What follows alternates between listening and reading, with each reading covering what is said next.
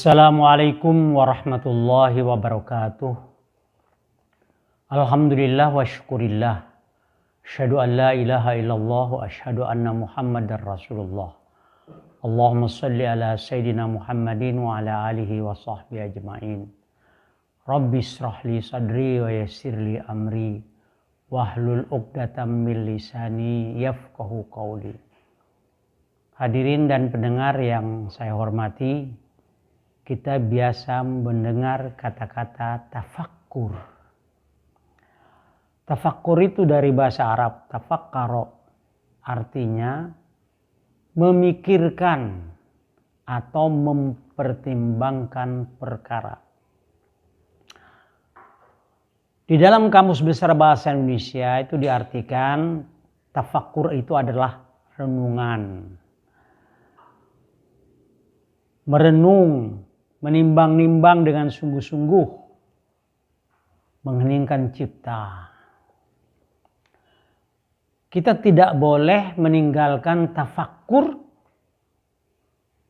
merenungkan kebesaran kekuasaan Allah setiap siang dan malam, setiap waktu, termasuk waktu kita bekerja. Jadi ini tidak boleh kita tinggalkan tafakkur itu. Di dalam satu riwayat itu diterangkan tafakkaru sa'atan khairun min ibadati sanah. Tafakkur selama 1 jam itu lebih baik daripada beribadah selama setahun.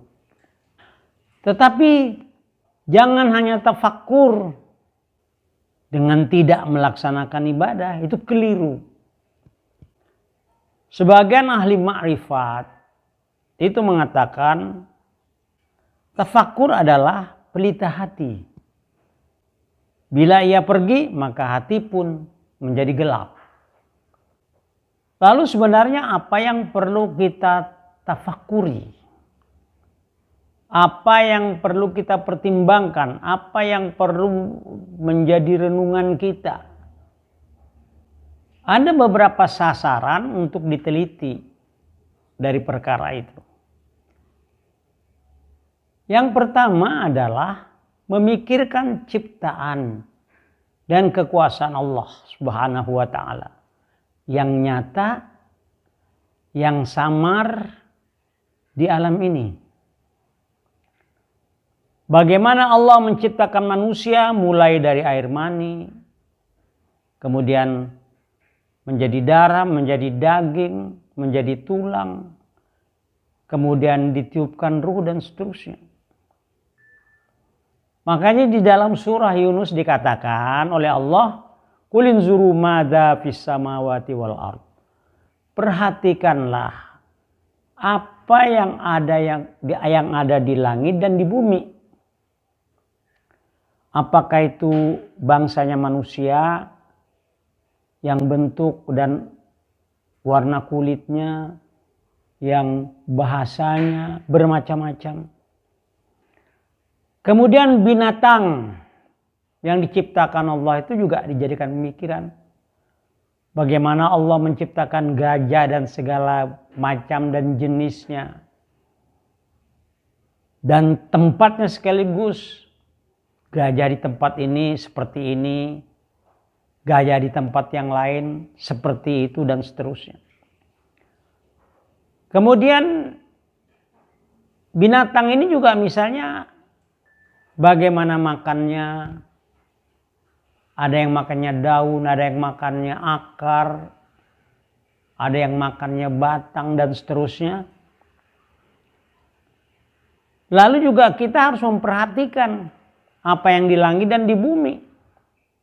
Bagaimana Allah ciptakan frekuensi udara, Allah ciptakan angin, Allah ciptakan bunga yang bermacam-macam, angin juga macam-macam, ikan yang berbagai jenis, ayam yang jenisnya banyak, kemudian burung dengan segala modelnya, ular dengan segala keganasannya, warnanya dan sebagainya, kemudian macan, kemudian air yang diciptakan Allah Subhanahu wa taala, bagaimana Allah menciptakan air tawar, bagaimana Allah Subhanahu wa taala menciptakan air asin.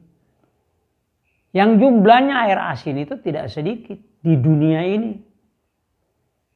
Berapa lautan yang Allah ciptakan. Hadirin, termasuk di dalam kaitan ini bagaimana Allah bisa menciptakan sehingga tidak bisa bercampur antara air laut dengan air sungai. Atau bisa juga tidak bercampur air yang warnanya biru dengan air yang berwarna putih. Nah hadirin, ini tandanya bahwa Allah itu Maha Kuasa. Kekuasaan Allah ini tidak ada seperti orang yang menuhankan selain Allah. Tidak ada Tuhan seperti Allah ini. Kalau tidak berkuasa seperti ini, pasti dia bukan Tuhan. Kalau dia tidak bisa menciptakan macam-macam manusia, binatang, tumbuh-tumbuhan, frekuensi udara, angin dan sebagainya, berarti dia bukan Tuhan. Kalau dia bukan Tuhan, maka tidak perlu disembah dan tidak boleh disembah. Karena dia itu adalah ciptaan Allah, ciptaan Tuhan. Kenapa kita harus menyembah ciptaannya? Yang harus kita sembah itu adalah yang menciptakannya. Kemudian kita juga harus merenungkan karunia Allah kepadamu. Di dalam surah Al-A'raf ayat 89 itu dikatakan, wazkuru a'allahi la'allakum tuflihun. Maka ingatlah nikmat Allah supaya kamu mendapat keberuntungan. Mengapa? Karena nikmat Allah itu sangat banyak. Tidak ada orang yang bisa menghitung nikmat Allah yang diberikan kepada manusia. Jangankan kepada manusia seluruhnya, begitu juga kepada manusia perorangan. Wa in ta'uddu nikmatallahi la tuhsuha. Di dalam surah An-Nahl ayat 18.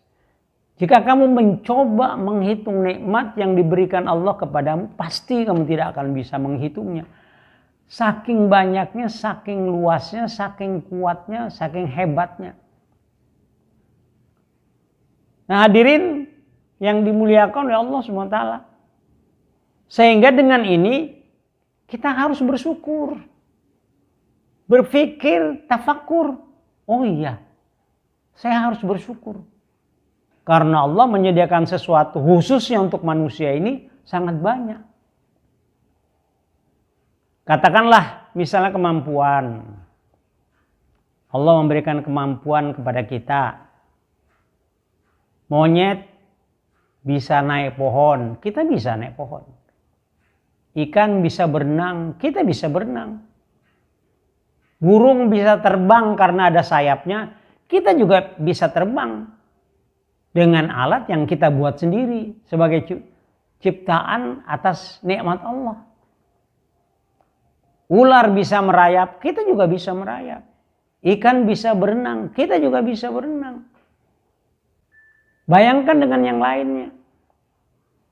Ada yang ikan hanya bisa hidup di air laut atau di air tawar. Kita bisa dua-duanya, bisa di air laut hidup, bisa di air tawar hidup. Nah ini semua harus kita renungkan. Nah hadirin yang dimuliakan oleh Allah SWT. Lalu kita juga harus merenungkan keluasan, kehebatan ilmu Allah yang maha melihat dan menguasai itu. Diterangkan di dalam surah Al-Hadid ayat 4. Wa huwa ma'akum aina ma kuntum wallahu bima ta'maluna basir. Allah bersamamu di mana saja kamu berada. Dan Allah mengetahui sesuatu yang kamu kerjakan, yang kamu lakukan. Ada orang yang salah mengartikan, memaknai firman Allah ini seakan-akan Tuhan itu banyak, karena Tuhan itu ada di mana saja. Padahal kalau kita mau merenungkan matahari itu ada. Di Indonesia ada, di Amerika ada, di Jepang ada semua. Tapi tetap satu saja mataharinya, bulan. Di tempat itu bulan bersinar, di tempat lain bulan juga bersinar. Tapi bulannya tetap satu. Kalau kita pergi berjalan seakan-akan bulan itu mengikuti kita. Bulan purnama maksudnya. Seakan-akan bulan purnama itu mengikuti kita. Padahal tidak. Orang yang menuju ke barat seakan-akan bulan itu ke arah barat. Sebagian orang menuju ke arah timur. Bulan itu seakan-akan juga menuju ke arah timur. Ini artinya bahwa bulan itu satu. Begitu juga Allah Subhanahu wa Ta'ala. Tidak banyak. Tetapi di mana saja manusia berada, di situ ada Tuhan. Di situ ada Allah. Allah berbeda dengan Tuhan yang lain. Kalau orang menyembah berhala, dia pergi, berhalanya tidak ikut pergi. Dia menyembah pohon, orangnya pergi, pohonnya tidak ikut pergi. Nah, ini juga perlu menjadi bahan pemikiran bagi kita, menjadi bahan renungan bagi kita. Sehingga Allah itu hebatnya. Allah memberikan ilmu kepada kita. Allah memberikan kekuasaan kepada kita untuk sesuatu. Sehingga manusia yang diberi nikmat oleh Allah Subhanahu wa Ta'ala itu bisa menciptakan berbagai macam teknologi. Sehingga di medsos saja pada saat-saat sekarang ini misalnya, dengan nikmat Allah manusia itu bisa membuat lebih dari 21 macam Google. Ada Google Chrome, ada Google Group, ada Google Docs, ada Google Translate, ada Google Calendar, ada Google Play, ada Google Maps, ada Google Books, ada Google Plus, ada Google Webmaster Tool, ada Google Site, ada Google Drive, ada Google Scholar, ada Google Keep, ada Google Timer, ada Google Sky, ada Google Fonts, ada Google Arts Project, ada Google Trends, ada Google Shopping, ada Google Sound Search, ada Google Image, Panoramio, Think with Google. Kemudian berikutnya kita disuruh merenungkan kekuasaan dan kesalahan atau pelanggaran kita di dalam melaksanakan ibadah. Kita ini diciptakan Allah disuruh beribadah. Wa ma khalaqtul jinna wal insa illa liya'budun.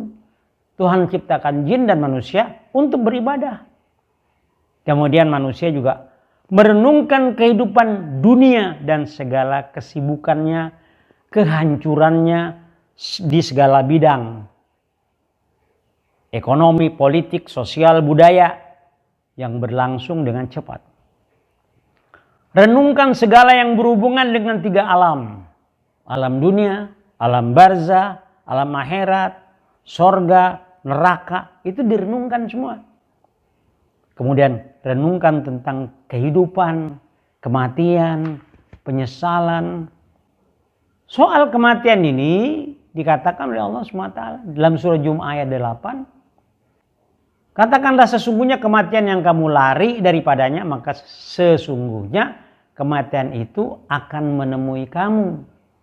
Walaupun dalam kapal selam, pesawat, mobil, kereta api, kebakaran, sakit, sedang sholat, sedang khutbah, sedang menyanyi, sedang menyiar, perang, sedang menari, waktu tidur, bencana alam, termasuk di dalamnya, itu bisa saja menyebabkan kematian kita.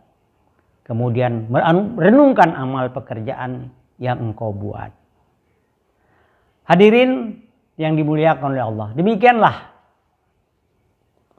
tausiah kita pada saat ini, mudah-mudahan bermanfaat. Kurang lebihnya saya mohon dimaafkan. Hadanallahu wa iyyakum ajmain. Assalamualaikum warahmatullahi wabarakatuh.